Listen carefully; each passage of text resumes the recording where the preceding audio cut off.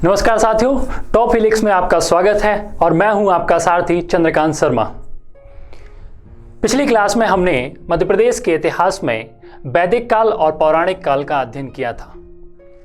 उसके बाद हम जब पौराणिक ऐतिहासिक ग्रंथों के बाद साहित्यिक स्रोतों का अध्ययन करते हैं, जैन साहित्य और बौद्ध साहित्य का अध्ययन करते हैं, 6वीं शताब्दी की हम बात करते हैं, तो फिर हमारे भारत में, हमारे मध्य प्रदेश में महाजनपद जैसे राजकीय तंत्र की स्थापना का अध्ययन करते हैं। जब आदिम सभ्यता के विकास के पश्चात राजतंत्रीय व्यवस्था की शुरुआत होती है तो हम पाते हैं कि उस समय के मानव ने अपने प्रारंभिक परिवार की इकाई को लेकर बहुत बड़े जन समुदाय में रहना प्रारंभ कर दिया था और इसी जन समुदाय के तहत धीरे धीरे इसने अपने राज्य को जनपद कहना शुरू किया। पूरे भारत, उत्तर भारत की हम बात करें तो उत्तर भारत में इन जनपदों ने मिलकर बहुत बड़े बड़े महाजनपद का स्वरूप हासिल कर लिया था और यही वो 620 ईसा पूर्व की कहानी है जब हमारे भारत में 16 महान महाजनपदों का उदय हो चुका था। हालांकि इन 16 महाजनपदों की जानकारी 2 ग्रंथों में मिलती है और इन 2 ग्रंथों की यदि हम बात करें तो हम पाते हैं कि जैन साहित्यिक ग्रंथ भगवती सूत्र और बौद्ध साहित्यिक ग्रंथ अगुंतर निकाय। जैन साहित्यिक ग्रंथ भगवती सूत्र और बौद्ध साहित्यिक ग्रंथ अगुंतर निकाय से 16 महाजनपदों का वर्णन मिलता है। इन 16 महाजनपदों के वर्णन में हम देखते हैं कि हमारे मध्य प्रदेश में 2 प्रमुख जनपद महत्वपूर्ण अपना स्थान रखते थे और उनमें सबसे प्रमुख हैं अवंती और चेदी। इसके अलावा अन्य जनपदें भी मध्य प्रदेश में थीं जिनका थोड़ा बहुत अस्तित्व उस समय में था और वह धीरे धीरे इन महाजनपद का हिस्सा बन चुकी थी। यदि ग्वालियर वाले क्षेत्र में देखें तो एक जनपद बत्सवी हमें दिखाई पड़ती है, किंतु यदि महाजनपदों की हम बात करते हैं तो महाजनपदों में अवंती और चेदी प्रमुख जनपद थीं जिनका स्थान जो मध्य प्रदेश में इनका विस्तार हुआ था। इसके अलावा 16 महाजनपदों के समय मगध एक बहुत बड़ी महाजनपद हुई। मगध के अलावा अंग, बज्जी, काशी, मल्ल, कौशल, सूर्यसेन, मत्स्य, पांचाल, गांधार, ऐसे करके कुल 16 महाजनपदों की हमें जानकारी प्राप्त होती है और यह जानकारी हमें जैन साहित्यिक ग्रंथ भगवती सूत्र तो वहीं बौद्ध साहित्यिक ग्रंथ अगुंतर निकाय से प्राप्त होती है। वहीं बौद्ध ग्रंथों में हम जाते हैं तो महावस्तु या दीपवंश जैसे साहित्यिक स्रोत भी हमें इन 16 महाजनपदों की जानकारी प्रदान करते हैं। जनपदों के बीच में जब सत्ता के एकाधिकार को लेकर संघर्ष होता है तो हम पाते हैं कि धीरे धीरे इन जनपदों में केवल 4 प्रमुख जनपद ही शेष रहती हैं, जिनमें हमारी अवंती एक सर्वशक्तिशाली महाजनपद के रूप में हमें देखने को मिलती है और इस अवंती महाजनपद का जो केंद्र है वो हमारा मध्य प्रदेश है। ये अवंती जो जनपद है मध्य प्रदेश के पश्चिमी भाग में स्थित थी। आगे चलकर इस अवंती को उत्तरी अवंती और दक्षिणी अवंती में विभाजित किया तो वहीं दूसरी जो महाजनपद चेदी थी यह बुंदेलखंड वाले क्षेत्र में विस्तृत थी। इसका विस्तार बुंदेलखंड वाले इलाके में था। 16 महाजनपदों के उदय के काल में जब हम अपने मध्य प्रदेश के इतिहास को पढ़ते हैं तो मध्य प्रदेश के इतिहास में सबसे प्रमुख महाजनपद अवंती थी। कुछ विद्वान इस अवंती नाम की चर्चा 2 प्रकार से करते हैं। यदि अवंती को इस प्रकार से लिखते हैं तो वो एक महाजनपद की बात करते हैं, एक राज्य की बात करते हैं, और यदि अवंती को इस प्रकार से लिखा जाए तो वो एक नगर की बात करते हैं। ऋग्वैदिक ऋचाओं में भी इस अवंती शब्द का जिक्र किया गया था, किंतु उसकी भौगोलिक विस्तार की चर्चा ऋग्वेद में कहीं नहीं मिलती है। बाद में पौराणिक ग्रंथों में भी अवंती शब्द का बार बार प्रयोग किया गया है, किंतु स्थान या राज्य के रूप में सबसे पहले अष्टाध्यायी ग्रंथ में इस अवंती नाम का एक भौगोलिक क्षेत्र देखने को मिलता है। यानी कि सबसे पहले चर्चा अवंती जो राज्य है या अवंती कोई स्थान है, इसकी चर्चा अष्ट अध्यायी में देखने को मिलती है। इस अवंती को अवंतीपुर, अवंतिकापुर, अवंतिका, अवंतीय आदि अन्य नामों से भी जाना गया है। अनेक साहित्यिक ग्रंथों में इसे अन्य अन्य नामों से जाना गया है। हम बात करें अवंतीपुर तो वो भी हमारी अवंती है, हम बात करें अवंतिकापुर की तो वो भी हमारी अवंती थी, हम बात करें उज्जैनी की तो वो भी हमारी अवंती थी।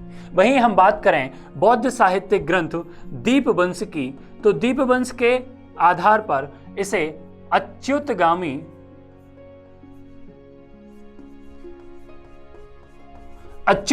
भी कहा गया है। यानी कि बौद्ध ग्रंथ जो दीपवंश है वो यह कहता है कि अवंती के पहले सम्राट अच्युत थे और उन्हीं ने इस नगर की, इस राज्य की स्थापना की थी। तो यानी कि हमारी जो अवंती महाजनपद काल की अवंती है, हम पाते हैं कि इसे अनेक साहित्यिक ग्रंथों में अलग अलग नामों से भी जाना गया है, जिनमें सबसे व्यवस्थित और सबसे सही नाम इसका है वो है अवंती। हम बात करें अवंती गणराज्य की, अवंती महाजनपद की, तो इस अवंती को दो भागों में विभाजित किया गया था, उत्तरी अवंती और दक्षिणी अवंती। अब राज्य इतना बड़ा है, महाजनपद इतनी बड़ी है कि उसके दो केंद्र बनाए गए, यानी कि एक उत्तरी अवंती के रूप में और एक दक्षिणी अवंती के रूप में। कहते हैं कि उत्तरी और दक्षिणी अवंती के बीच में बेत्रवती नदी प्रवाहित होती थी। बेत्रवती नदी, अगर प्राचीन नाम बेत्रवती था तो उसका आधुनिक नदी का नाम जो है वो है वेतवा। यह नदी इन दोनों राज्यों के बीच में से बहती थी। अवंती पर यदि राजनीतिक सत्ता की हम बात करें तो हम पाते हैं कि बीती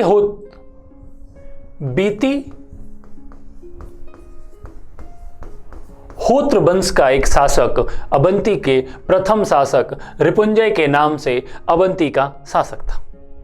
रिपुंजय बहुत व्यवस्थित तरीके से अवंती पर शासन कर रहा था, किंतु उसके अमात्य या उसके प्रधानमंत्री पुणिक ने उसकी हत्या कर दी।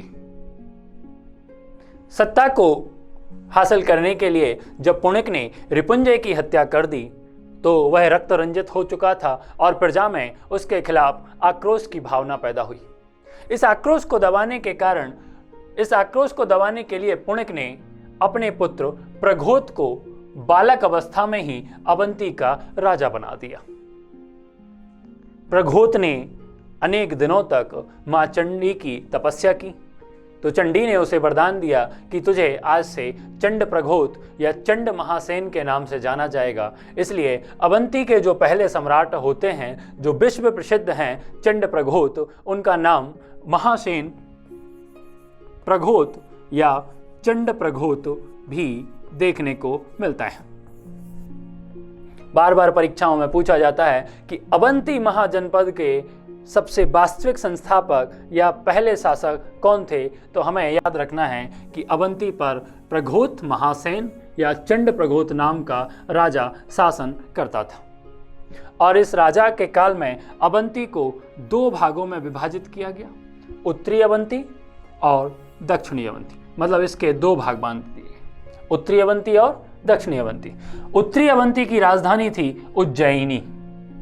उत्तरी अवंती की जो राजधानी थी वो थी उज्जैनी और दक्षिणी अवंती की जो राजधानी थी वो थी महेशमती।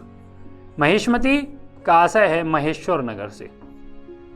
महेशमती का नाम जो पौराणिक ग्रंथों में, जो साहित्यिक स्रोतों में मिलता है, उसे हम आधुनिक महेश्वर नाम से जानते हैं। यानी कि हमारा जो अवंती महाजनपद था वो दो भागों में विभक्त था, उत्तरी अवंती और दक्षिणी अवंती। उत्तरी अवंती की राजधानी थी उज्जैनी और दक्षिणी अवंती की राजधानी थी महेश्वर। अवंती के पहले और महान शासक यदि चंड प्रघोत की बात करें तो चंड प्रघोत बाल्य अवस्था में ही राजा बन गए थे। जैसे जैसे उनका विकास होता गया, प्रघोत का आशय ही है प्रकाशमान, प्रकाशपुंज जैसा। यानी कि एक ऐसा राजा जिसने अवंती पे राज करते हुए महाजनपद काल में अपनी ख्याति के चर्चे पूरे देश में फैला दिए थे और वह प्रकाशमान होकर पूरी प्रजा को प्रकाश प्रदान कर रहे थे। चंड प्रघोत की यदि हम बात करें तो इन्हीं को महासेन भी कहते हैं। जो कि इनका पुराना नाम था। जब देवी ने इन्हें वरदान दिया तब से इन्हें चंडप्रघोत कहा गया।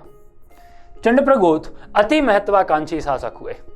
इन्होंने अवंती महाजनपद का और विस्तार किया। कहते हैं कि वत्स जो छोटी जनपद थी, दसाण जो उस समय की छोटी सी जनपद थी, उनको अपने अधिकार क्षेत्र में ले लिया और बार बार मगध पर आक्रमण करना हो, पाटलिपुत्र पर आक्रमण करना हो, या सौराष्ट्र वाले क्षेत्र पर आक्रमण करना हो, या सिबी के देशों में आक्रमण करना हो, चंडप्रघोत हमेशा ही अति महत्वाकांक्षी आशा लेकर साम्राज्य का विस्तार करने के लिए अड़ोस पड़ोस के सभी जनपदों और महाजनपदों से लगातार युद्ध करते रहते थे। युद्ध करने के पश्चात या तो वो उस राज्य की कन्या से विवाह कर लेते थे या उस राज्य के साथ संधि समझौता करके अपने राज्य में मिला लेते थे।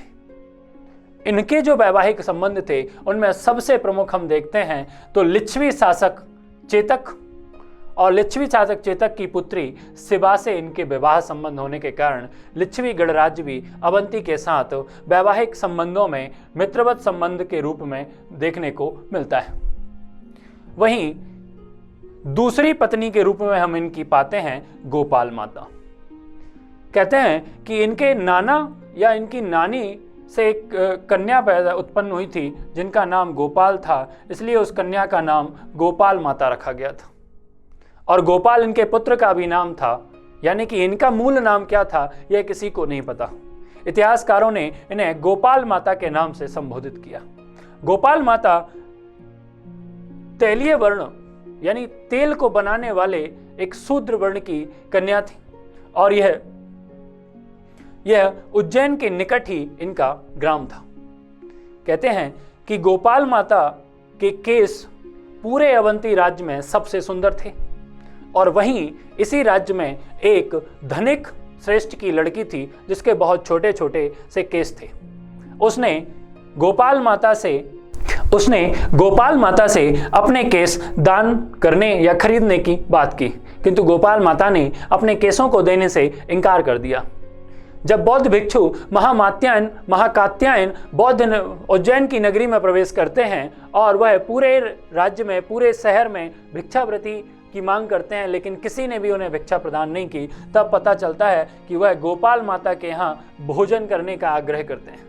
किंतु गोपाल माता एक निर्धन कन्या थी, उसके पास उन्हें खिलाने के लिए भोजन की व्यवस्था नहीं थी, इसलिए यह मजबूरी बस अपने केसों को उस धनिक सेठी की लड़की के यहाँ पर मात्र 8 कापाषाण मुद्राओं में बेच आती है।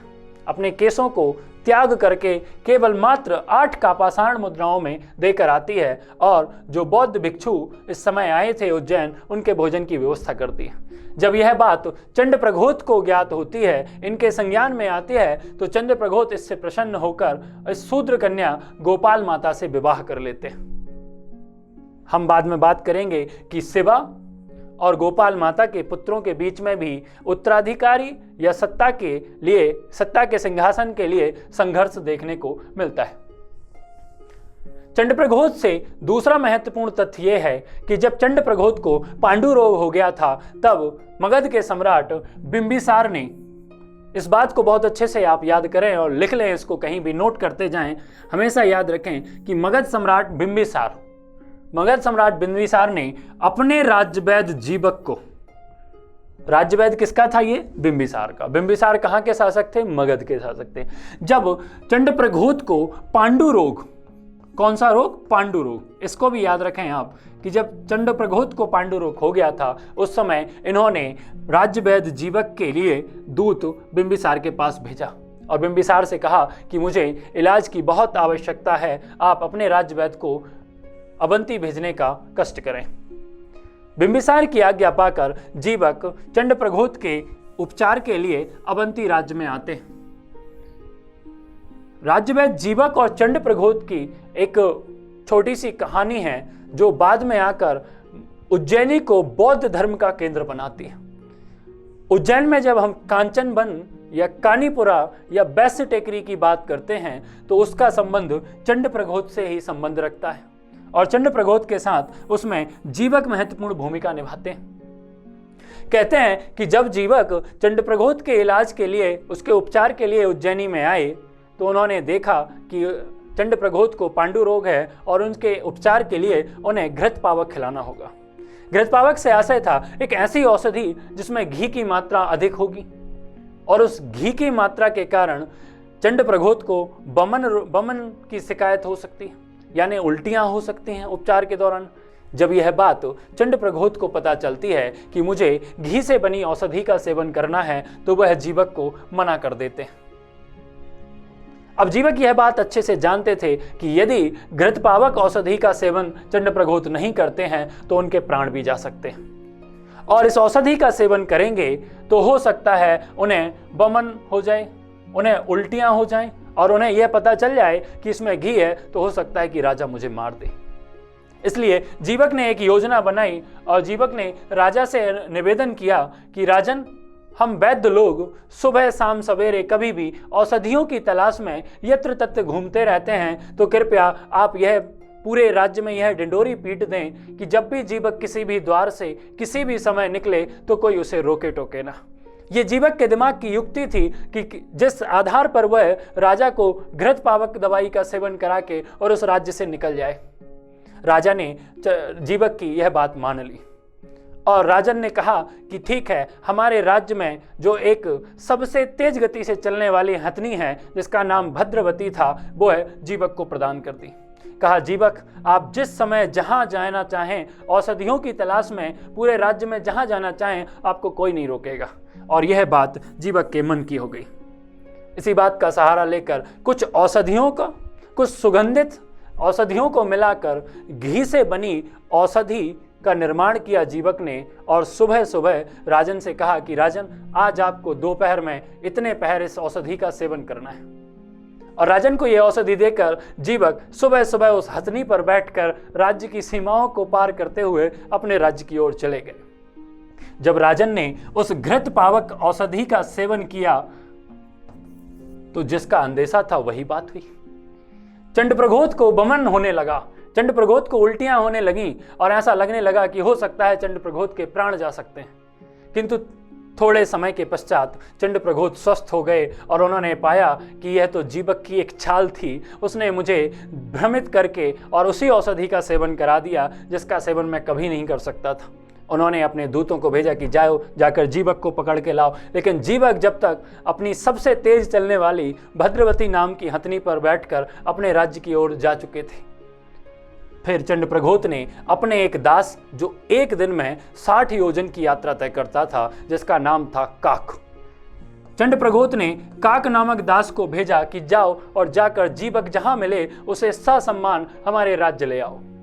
काक जब कौसंबी के निकट पहुंचते हैं और उन्हें जीवक एक स्थान के नीचे विश्राम अवस्था में मिलते हैं तो वो उनसे निवेदन करते हैं कि आपकी औषधि का सेवन करके हमारे राजन ठीक हो गए हैं और आप वापस चलिए, आपको सम्मानित करेंगे। लेकिन जीवक जान चुके थे कि हो सकता है चंड प्रघोत जो आपको इमेज में दिख रहा है ना, इस तरह का जो एक खूंखार और सर्वशक्तिशाली राजन है, यदि इसके दिमाग में कुछ और आया तो मेरे प्राण भी जा सकते हैं। तो जीवक ने उसे उसी समय कुछ ऐसी दवाइयों का सेवन कराया कि काक बेहोश हो गए, मूर्छित अवस्था में आ गए और जीवक अपने राज्य चला गया और जाकर सारा वृतांत बिंबिसार को सुनाता है। चंड प्रघोत जब ठीक हो जाते हैं तो बाद में वह मगध अपना संदेशा भिजवाते हैं कि जीवक को सम्मान के लिए भेजा जाए, लेकिन जीवक मना कर देते हैं कि ठीक है राजन, आप तो इस एहसान को ही मान लेना कि मैंने आपका उपचार किया था, मुझे किसी भी प्रकार के सम्मान की आवश्यकता नहीं है। किंतु चंड प्रघोत तो अपनी दया और कृपा दिखाना चाहते थे, तो चंड प्रघोत ने सिबी देश जो गांधार से लगता हुआ था, वहां पर सबसे अच्छी दुशालाओं का निर्माण होता था। दुशाला यदि हम वर्तमान में बोलें तो साल, ओढ़ने और बिछाने का एक ऐसा वस्त्र बनवाया जो पूरे भारतवर्ष में कहीं नहीं था। रत्न जड़े हुए थे उसमें और बहुत सारे आभूषणों से सुसज्जित दुशाला का निर्माण कराकर और जीवक के लिए मगध भेज दिया गया। जब दूत जीवक को यह वस्त्र उपहार करने के लिए पहुंचे तो जीवक ने स्वीकार तो कर लिया, किंतु कभी उसको धारण नहीं किया और उन्होंने तथागत को यह वस्त्र उपहार स्वरूप प्रदान किए। तथागत यानी कि महात्मा बुद्ध, जब महात्मा बुद्ध से जीवक का सानिध्य हुआ तो जीवक ने तथागत को आग्रह करके यह दुशाला दे दी। और मैं ये कहानी आपको इसलिए सुना रहा हूं कि यही वह दुशाला है जो अवंती राज्य में कांचन वन या कानीपुरा में जो वैश्य टेकरी है उस पे बनाई है। उसी के ऊपर उस स्तूप का निर्माण कराया गया। यानी कि जब महात्मा बुद्ध या तथागत का परिनिर्माण हो जाता है तो उनका जो बिछौना था, उनकी जो दुशाला थी, वो हमारी अवंती राज्य लाई गई। और अवंती राज्य के कांचन वन, अवंती राज्य में जो कांचन वन था, जहाँ पर गोपाल माता और उसके पुत्र रहा करते थे, वह जिसे वर्तमान में कानीपुरा कहते हैं और इसे वैश्य टेकरी के नाम से भी जानते हैं। इस वैश्य टेकरी पर जो स्तूप का निर्माण कराया गया वो यही दुशाला थी जो जीवक को चंडप्रघोत ने भेंट की थी।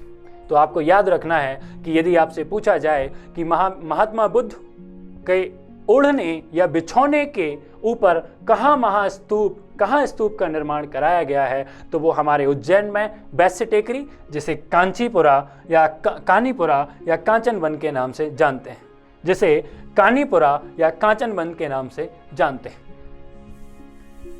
चंडप्रघोत ने पाटलिपुत्र पर भी कई बार आक्रमण किए, पाटलिपुत्र यानी कि मगध, किंतु हमेशा की तरह लड़ाइयां अनिर्णायक रही।